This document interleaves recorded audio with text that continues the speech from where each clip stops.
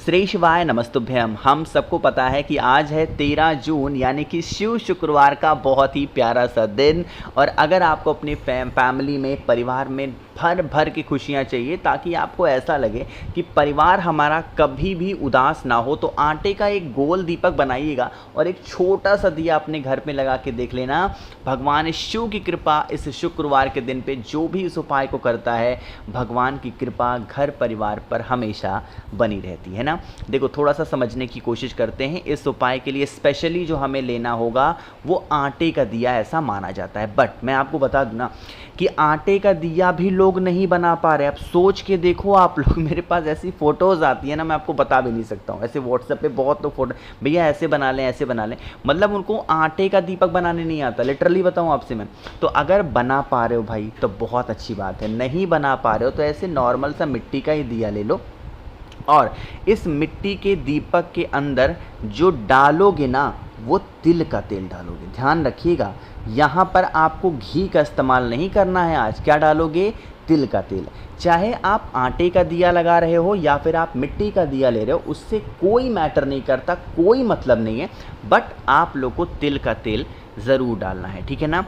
अब यह उपाय हम कर किसके लिए रहे हैं? भगवान शिव के लिए, भोलेनाथ के लिए तो कर रहे हो। तो आप लोग को क्या करना है? इस दीपक के अंदर क्या लगाओगे? जल्दी से बताओ। गोल बत्ती लगाएंगे। सबसे अच्छी बात पता है क्या है इस उपाय की? कि इस उपाय में इस दीपक को लगाने का कोई जगह निर्धारित है ही नहीं। जैसे मैंने बहुत सारी वीडियोस आप लोग के लिए बनाई है, तो मैंने बताता हूँ कि मेन गेट पे लगा दो, भोले शंकर के शिवलिंग के पास लगा दो, बेल पेड़ के नीचे, ऐसे बताता हूँ ना। बट इस उपाय में इस दीपक को लगाने का जगह निर्धारित ही नहीं है। अपने पूरे घर में, घर के प्रांगण में, गेट के अंदर, कहीं पे भी, किसी भी वृक्ष के नीचे, किसी भी चौखट पे, कहीं पे भी दीपक को आप लगा सकते हो, ठीक है ना। लेकिन एक ही चीज़ का ध्यान रखिएगा, जब दीपक को लगाओगे दीपक के नीचे चावल के दानों का डालना अनिवार्य होगा। इस चीज़ का विशेष ध्यान देना है, ठीक है ना। डाल दिया। अब आप लोगों को इस दीपक को प्रज्वलित करना है। जब आप इस दीपक को जलाओगे आज के दिन, शिव शुक्रवार के दिन, तो आप लोगों को तुमरुकेश्वर महादेव का स्मरण करना है, तुमरुका जी का ध्यान करना है और तुमरुकेश्वर महादेव के नाम से इस दीपक को जला देना। और जलते हुए दीपक के अंदर आपको क्या करना है? एक चुटकी चावल का दाना और मात्र डाल देने से हमारे घर परिवार में बहुत सारी खुशियाँ आती हैं। अच्छा, यहाँ पर एक डाउट आप लोग का और दूर करता हूँ। कुछ लोग ये कहते हैं कि भैया मेरी तबीयत नहीं ठीक हो रही है, तो क्या मेरे पति इस दीपक को लगा सकते हैं, या मेरी बेटी इस दीपक को लगा सकती है, या क्या मेरी सास इस दीपक को लगा सकती है?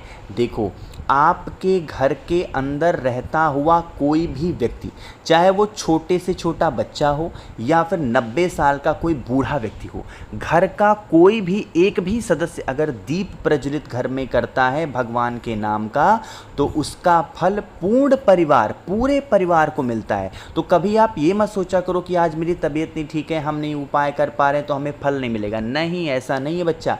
आप में से कोई भी उपाय करता है ना, घर का कोई भी सदस्य, तो उसका फल हर व्यक्ति को ज़रूर मिलता है। देखो, शुक्रवार का दिन है और दूर्वा का उपाय हम सभी लोगों को ज़रूर करना चाहिए।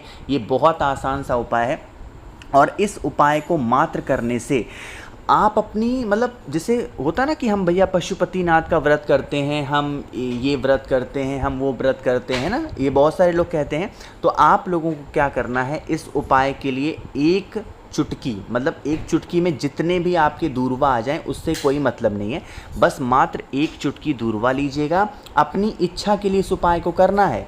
एक चुटकी दूर्वा और फिर एक बेलपत्र लेनी है, साथ ही साथ कोई भी एक पुष्प ले लो, चाहे वो सफ़ेद पुष्प हो, लाल हो, पीला हो, उससे कोई मतलब नहीं है, बट कोई भी एक पुष्प ले लो। और इन दोनों चीज़ों के साथ में तांबे का लोटा लेना अनिवार्य है। जल भरिएगा, कोशिश करेंगे अगर गंगा जल आपको मिल जाता है तो गंगा जल भी ज़रूर डालेंगे, ठीक है ना। फिर आप इस कलश को लेके पहुँचेंगे महादेव के शिवलिंग के पास में। यहाँ पर पहुँच करके अब आप लोगों को सबसे पहले एक काम करना है। वो काम कौन सा है? महादेव के शिवलिंग के ऊपर पहले आप जल चढ़ा दो, ठीक है ना। जल चढ़ाने के बाद में अपने हाथों से महादेव का शिवलिंग पोंछा ज़रूर जाता है। देखो, जब भी कोई उपाय करो, अगर जल बाद में चढ़ाने की बात कही जा रही है तब आपको शिवलिंग को पोंछने की आवश्यकता नहीं है। क्यों? क्योंकि इससे पहले आप लोगों ने बहुत सारी चीज़ों को चढ़ा दिया है।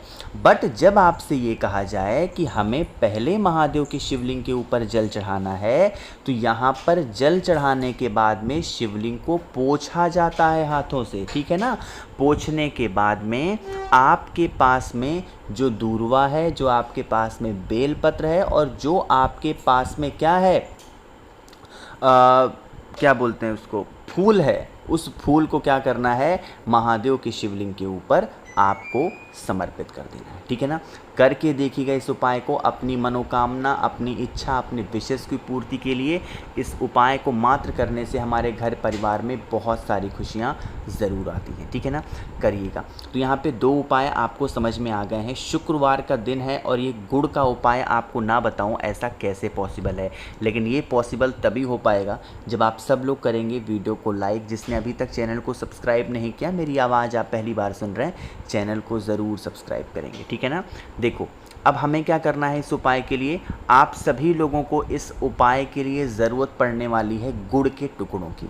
सबसे पहले समझ लेते हैं इस उपाय के फ़ायदे क्या हैं। रोग है ना, रोग मुक्ति के लिए स्पेशली हम इस उपाय को करने वाले हैं कि जैसे आप किसी को दवा खिला रहे हो, उसको दवा सूट नहीं कर रही है, असर नहीं कर रही है और आप मतलब कोशिश किए जा रहे हो, आपको उसका कोई फल नहीं मिल रहा, कोई बेनिफिट नहीं है, तो गुड़ के 7 टुकड़े ले लो। बहुत ज़्यादा नहीं, सिर्फ गुड़ के 7 टुकड़े लीजिए और फिर आप लोगों को एक महादेव के शिवलिंग के पास जाना है। देखो, दोबारा से वही काम बता रहा हूँ। यहाँ पर पहुँच के सबसे पहला काम करना है, आप लोगों को जल चढ़ाना है। और जब आप जल चढ़ाया करोगे ना, तो शिवलिंग को क्या करना है, पोंछना है। फिर आपके पास में जो गुड़ के 7 टुकड़े हैं ना, उसे भोले शंकर के शिवलिंग के ऊपर रखोगे, भोले शंकर और माता सती दोनों का स्मरण करते हुए, ठीक है ना। इनका स्मरण करते हुए आपको रखना है और जब उठाओगे ना, तो किसका ध्यान करना है, जल्दी से बताओ। धूमावती माता का स्मरण करते हुए, ध्यान करते हुए आप लोगों को अच्छे तरीके से उसे उठा लेना है। उठाने के बाद में आप लोग को क्या करना है, इसे लेके अपने घर पे जाना, ठीक है ना। जैसे फ्राइडे को इस उपाय को आपने किया, तो शनिवार, रविवार, सोमवार, मंगलवार, बुधवार, इस प्रकार से इन गुड़ के 7 टुकड़ों को डेली सुबह आपको क्या करना है, खाना होगा, ठीक है ना। खाने के बाद में आपको क्या करना है, जैसे ही खाओगे आपको तुरंत 1 गिलास पानी पीना है, ठीक है ना। करके देखिएगा, आपके घर में कोई इंसान बीमार नहीं पड़ेगा और अगर कोई इंसान बीमार है तो उसकी बीमारियां ख़त्म ज़रूर हो जाएंगी। तो यहाँ पे हम लोगों ने बात कर ली है भाई अपने 3 उपाय की। सबसे आखिरी उपाय की बात हम लोग करने जा रहे हैं। देखो, यह उपाय स्पेशली हम लोग करने वाले हैं धन प्राप्ति के लिए, कि घर में अगर पैसों की किल्लत बहुत ज़्यादा है, घर में पैसे टिकते ना हो, तो आप क्या करने वाले हैं। इसके लिए हमें ज़रूरत पड़ेगी मात्र 3 चीज़ों की। लेकिन पहले मैं आपको एक बात क्लियर कर देना चाहता हूँ, माँ लक्ष्मी उसी के घर में विराजमान होती हैं जिनके घर में फिजूल खर्चे नहीं होते। मतलब जिस चीज़ की ज़रूरत आपको नहीं है, अगर वो चीज़ आप अपने घर में ला के रखते हैं, तो इससे माँ लक्ष्मी का रूठना तय होता है। तो इस बात का बहुत ध्यान रखा करिए कि किसी भी चीज़ को लेते समय किसी और का देख करके लेने की आवश्यकता नहीं होनी चाहिए, ठीक है ना। तभी आप सुखी रह पाएंगे। दुनिया बहुत बड़ी है, कब तक देख करके चलेंगे, इन सब चीज़ों का ध्यान ज़रूर रखा करिए, ठीक है ना। देखो, एक दो चीज़ें होती है नीड, एक होती है वांट। तो दोनों को बहुत ध्यान से समझना होगा, तभी आप लाइफ में आगे बढ़ पाएंगे और धन का ये समस्या आपके घर से दूर होगी। 3 चीज़ें लेनी है।